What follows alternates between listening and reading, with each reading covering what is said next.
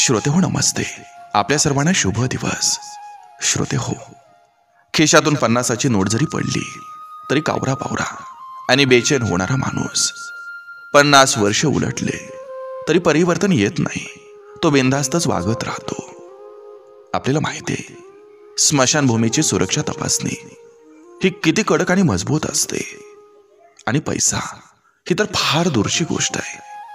इथं श्वास सुद्धा सोबत घेऊन जाऊ देत नाही. तुम्ही किती मोठं असा किंवा कितीही लहान, किंवा तुमची थेट पर्यंत ओळख असली तरी सुद्धा. कारण श्रोते हो, काळाचा कावळा आयुष्याच्या माठावर बसतो आणि तो रात्रंदिवस वय पीत राहतो. आणि माणूस समजतो इकडं मी जगतोय. माणूस खाली बसून फक्त पैसा आणि संपत्ती मोजत राहतो. काल किती होतं, आज ते किती वाढलेत. आणि वरती तो मात्र हसणारा माणसाचा श्वास मोजतो. काल किती होते आणि आज किती उरलेत.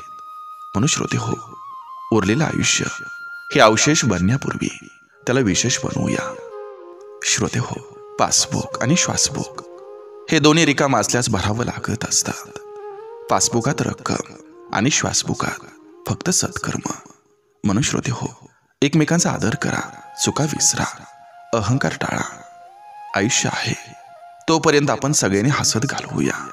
रडून किंवा भांडून काहीही साध्य होत नसतं. बघा, पडतंय का? नक्की विचार करूया. चला, आजही आपल्यासाठी सुंदर विचारांची ही शिदोरी, ही मालिका अशीच पुढे घेऊन आलोय.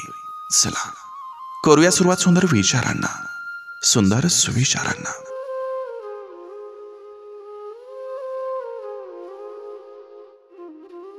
चार लोक काय म्हणतील याचा विचार अजिबात करायचा नाही.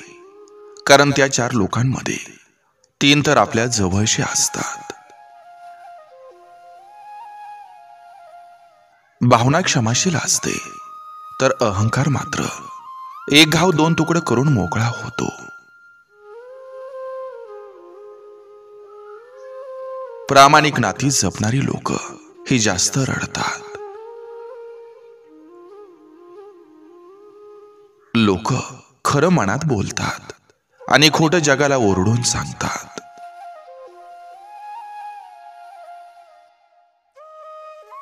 माणसामध्ये बदल तेव्हाच होतो जेव्हा तो जास्त शिकतो किंवा अति दुखावला जातो. फक्त माणूस असणं पुरेसं नाही, तर माणसाच्या आत माणुसकी असणंही आवश्यक असतं. खऱ्या प्रेमाला कुठल्याच डेची गरज नसते, कारण त्याच्या आठवणीतील प्रत्येक दिवस हा व्हॅलेंटाईन्स तो. तिथंच थांबावं जेथं मनाला छान वाटेल.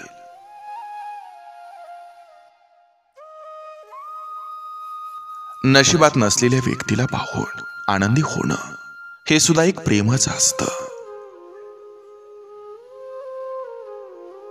माणूस जबाबदार झाला की सर्वात आधी तो त्याच्या आवडी सोडतो. कोणीतरी आपली वाट पाहतंय याचंही भान ठेवावं माणसानं.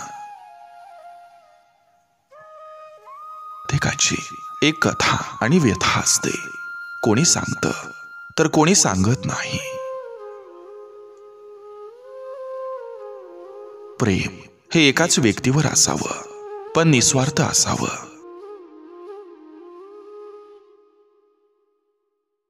प्रेम म्हणजे ओळख नसताना, रक्ताचं नातं नसताना एखाद्या व्यक्तीबद्दल निर्माण झालेली ओढ, त्यानंतर एकमेकांबद्दल वाढलेला आदर म्हणजे प्रेम. समोरच्याला मनाची न सांगता समजलेली तळमळ म्हणजे प्रेम. आदल्या दिवशी भेटून सुद्धा दुसऱ्या दिवशी भेटण्याची झालेली घालमेल म्हणजे प्रेम. नाती जर निभावता येत नसतील तर हक्क गाजवण्याचं नाटक करू नये. आनंद हसायला शिकवतो, तर समाधान जगायला शिकवतं.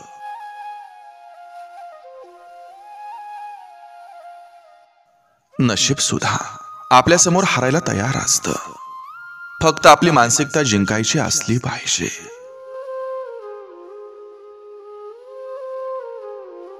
तकलीफ दिल्यानंतर दाखवलेली सहानुभूती आणि दुर्लक्ष केल्यावर दिलेलं महत्व यात फारसा फरक पडत नसतो.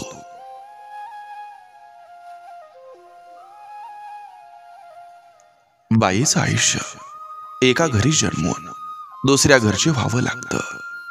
जसं माहेरी परक्याचं धन म्हणून वावरावं लागतं, तसं सासरी परक्याची पोर म्हणून नांदावं लागतं. किती राबलो घरी तरी आता खर्चाचा एक माणूस वाढला हे ऐकावं लागतं. लोक म्हणतात बाईला 2 घरं असतात, पण त्यातलं आपलं हक्काचं कोणतं हे समजण्यातच बाईचं अख्खं आयुष्य जातं. शेवटी दोन्ही घर सांभाळून सुद्धा बाईला परकच म्हणून घ्यावं लागतं.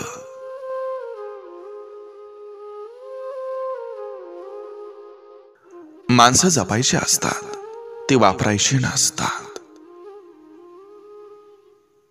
रिकाम्या वेळेत दुसऱ्याचं धुणं धुत बसण्यापेक्षा स्वतःच्या आयुष्याचं सोनं कसं करता येईल हे पाहू माणसानं. बापाची चप्पल तुमच्या पायात यायला लागली तर समजून जायचं, मुलाचं कर्तव्य पार पाडायची वेळ आली आहे. विचारांची, तत्वांची आणि आदर्शाची मूळ बैठक पक्की असली की माणूस विपरीत परिस्थितीमध्ये सुद्धा आपलं अस्तित्व टिकवून ठेवतो. माणसानं कुंडीतल्या नाही तर जमिनीत लावलेल्या झाडासारखं असावं. कोणी पाणी खालील या आशेवर राहून जळून जाण्यापेक्षा जमिनीतील ओलावा शोषून घेत मोठं व्हावं.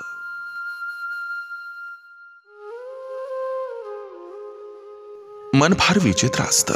आपण चुकतो तेव्हा तडजोड करायला बघतो आणि आपल्याशी इतर चुकीचं वागतात तेव्हा आपण न्यायाची अपेक्षा करतो.